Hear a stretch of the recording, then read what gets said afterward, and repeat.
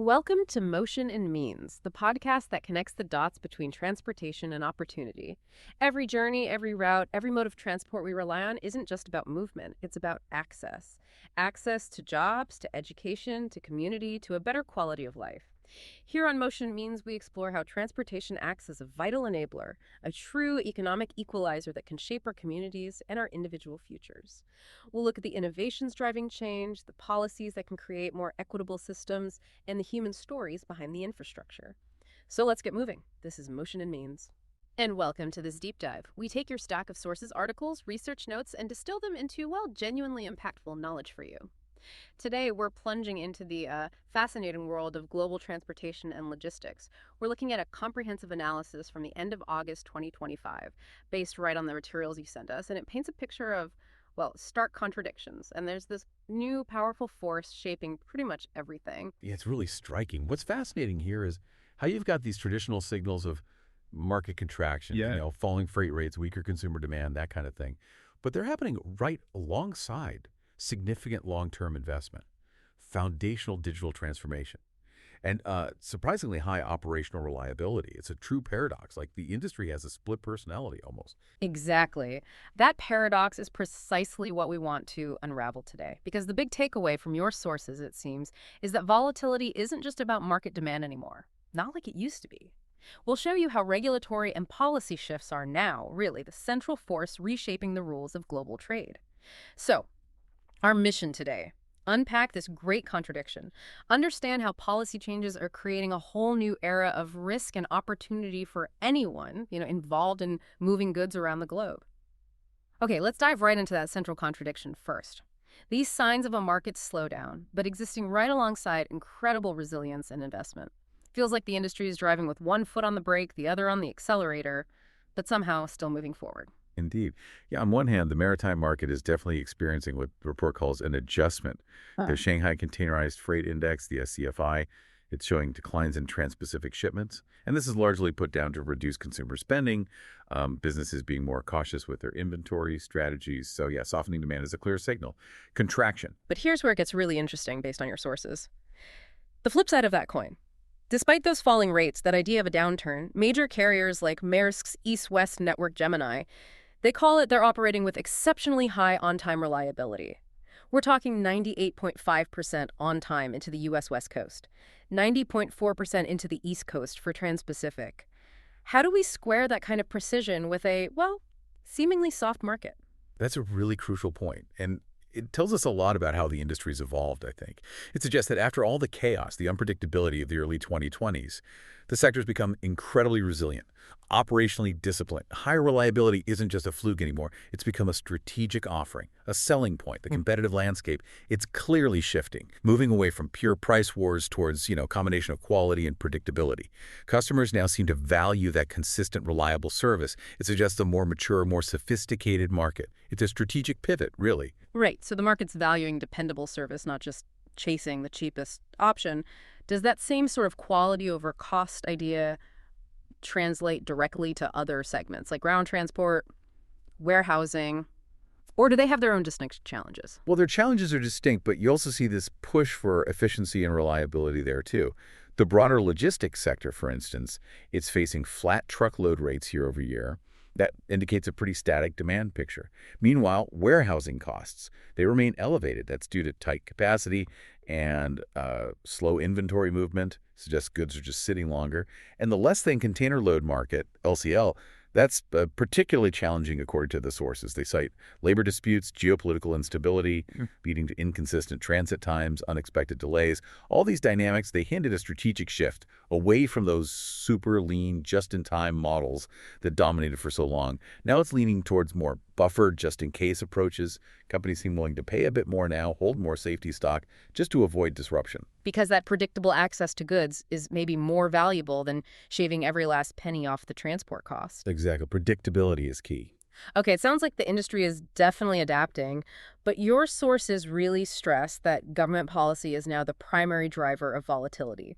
Let's really dive into that. Some of those immediate direct impacts, they seem to be reshaping the game faster than market forces. Absolutely. Look, the most significant developments this week, based on the analysis, didn't come from market forces or consumer trends. They came from direct government action.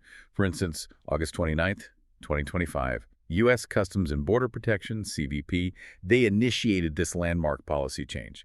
They suspended the de minimis exemption for all countries. Okay, de minimis. For anyone not familiar with that term, what did that exemption actually mean? And what's the immediate practical impact now that it's gone? Right. So previously, commercial shipments valued under $800 could enter the U.S. duty-free. That was under Section 321. This exemption, it really streamlined operations, especially for e-commerce, smaller LCL shipments. It allowed for quicker, cheaper entry of goods. Now, that's gone. All shipments, doesn't matter the value or origin, they now require a formal entry process. And they're subject to whatever duties and tariffs apply. Importers now need to submit monthly worksheets to CBP via pay.gov. And they have to secure a basic importation bond. Minimum value on that bond, $50,000. Wow, $50,000 bond minimum. Yeah, for many smaller e-commerce businesses, maybe those just starting out, that's not just a new cost, it's a massive hurdle. Almost like asking a lemonade stand to take out a mortgage, like you said in the note. Exactly. It fundamentally shifts the risk profile, the upfront capital required. It could potentially consolidate the market towards bigger players who can actually absorb these costs. This is a fundamental restructuring of U.S. trade compliance. It just highlights how quickly policy can completely reshape the financial and operational landscape. Huge immediate shakeup for businesses, then. What else is happening on the regulatory front that's having such a profound impact? Well, in a related and equally significant development, there's the U.S. Department of Homeland Security's 2025 update to the Uyghur Forced Labor Prevention Act strategy, the UFLPA. It's significantly expanded its enforcement priorities.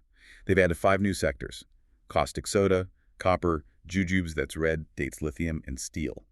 Those are now added to the existing high-risk list, which already had things like cotton, tomatoes, and apparel. Okay, the UFLPA expansion, that sounds like a compliance nightmare for a lot of companies. Beyond just what it means, I'm curious how businesses are realistically supposed to navigate that kind of granular supply chain scrutiny. Is this even feasible for smaller players? Or does it just disproportionately favor massive corporations with huge compliance teams? That is precisely the challenge. It means an even more rigorous reevaluation of multi-tier supply chains. You have to go deep. Yeah. The law specifically prohibits goods from 144 listed entities, ones presumed linked to forced labor, from entering U.S. ports. Unless, and this is key, unless the importer can provide clear and convincing evidence that it's not linked. And critically, this doesn't just apply to the finished goods. It applies to products that have components or raw materials tied to those restricted entities. So way down the chain. Way down. For a small or medium-sized business, tracing every single component back several tiers. That's an enormous undertaking, maybe impossible for some. So yeah, successful logistics now, it's not just about optimizing operations for speed or cost anymore. It's about mastering complex trade law, anticipating these regulatory shifts. The skill set needed for a modern logistics executive now absolutely includes a deep understanding of compliance, due diligence, government relations. You almost need to be a part-time trade lawyer. It's clear policy is a massive game changer. Let's look at how these macro shifts, these contradictions, play out in specific transport sectors, starting with maritime. Always seems to be a bellwether for global trade. Yeah, maritime still grapples with geopolitical instability. That continues to be a major factor. The Red Sea, for instance, it remains challenging. It requires rerouting, often through the U.S. West Coast. And there was also that trial mentioned in the sources, individuals accused of severing Baltic subsea cables. Just highlights the fragility of critical infrastructure that underpins, well, global connectivity. Yet despite these global challenges, some U.S. ports are showing remarkable resilience. Regional pockets of strength. Port Houston, for example, the report noted double-digit growth, a remarkable 21% increase in container volumes year over year in July. Port Houston's growth, that's a powerful counter-narrative, isn't it? It suggests that in this unpredictable world, successful logistics isn't just about riding the global tide. It's about pinpointing, maybe dominating specific regional demands and operational niches. What strategic lesson can other ports or businesses take from that? I think it's a potential blueprint. Port Houston shows us that in a volatile global market, resilience isn't just about weathering storms. It's about actively exploiting regional demand and becoming hyper-efficient in your operations. That allows you to gain market share even when the broader global currents are against you. It really highlights the importance of localized agility even within a globalized industry. That's a great insight. Now, what about air travel? It's seen so much turbulence recently, literally and metaphorically. Yeah, the airline industry seems to be in a major strategic realignment. That's due to persistent, weak travel demand and these broader economic headwinds mentioned. We're seeing several major carriers cutting routes for efficiency. Delta, for example, ending service on 3 domestic routes.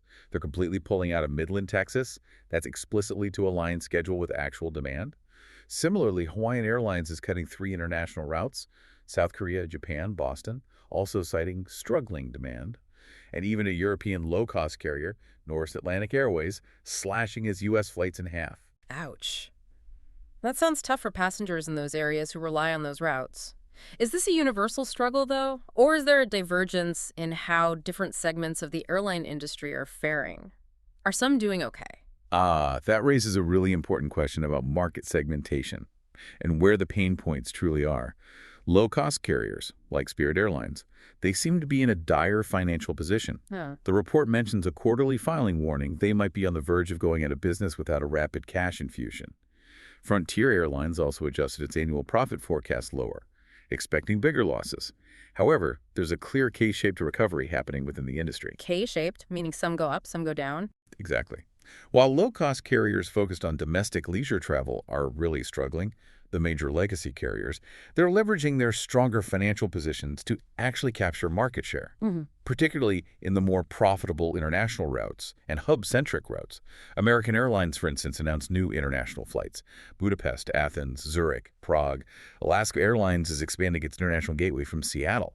So yeah, it's a stark contrast. Those serving the mass market are hurting, while those focused on more premium long-haul segments are expanding. Fascinating. So struggling domestic leisure versus expanding international for those with deeper pockets. Okay, let's turn to rail and road freight, often seen as the backbone of domestic logistics, right? All right. And rail is particularly interesting right now because we see this really pronounced disconnect. On one side, you have significant long-term public investments, huge money going in. But on the other side, you have questions about short-term commercial market viability. Amtrak, for instance, launched its new next-gen Acela service, capable of 160 miles of RR, and they're doing major modernization projects in key rail yards, Boston, New York, Washington, to support these new trains. Over in Europe, there are new partnerships researching extreme weather effects on UK rail. Alstom's supplying driverless trains for Mumbai's metro, and Poland is considering a massive 20-fold surge in its rail fund to $4.6 billion just to overhaul its rail construction. Huge public money. Billions being poured into rail infrastructure, next-gen services. That sounds like a massive boost for future capacity and connectivity, for access, really. It absolutely is. And you also have the Kazakhstan-Turkey agreement to develop the Middle Corridor. That signals strategic efforts for transcontinental freight connectivity, too. However, on the commercial side, the picture is different. Czech national operator AD Cargo plans to scrap thousands of wagons and locomotives. And DB Cargo in Germany is reducing workshop activity across the country because of what they call loss-making business. So massive government-driven investment for the long term, but private operators are struggling right now in the short term. That's another major contradiction we're seeing play out. What happens if that gap isn't bridged? Exactly. That's the worry. If private operators continue to face these headwinds, struggle to find profitable freight business, then the huge public investment in new state-of-the-art infrastructure might not get fully utilized. You risk creating this mismatch between the supply of fantastic infrastructure and the actual demand for profitable freight services using it, like building a magnificent highway that commercial drivers can't afford the tolls for. And road freight. Your sources mentioned flat rates on some local projects. Yeah, the road freight data seems more localized in this snapshot. Flat truckload rates year over year in the U.S. News focused on infrastructure projects like lane closures in Florida, a bridge repair in Michigan. But these localized issues, they reflect broader global patterns, right? Think about the universal pressures, driver shortages, volatile fuel costs, the big push towards greener fleets. These are systemic currents hitting road logistics everywhere, beyond just specific projects. Right.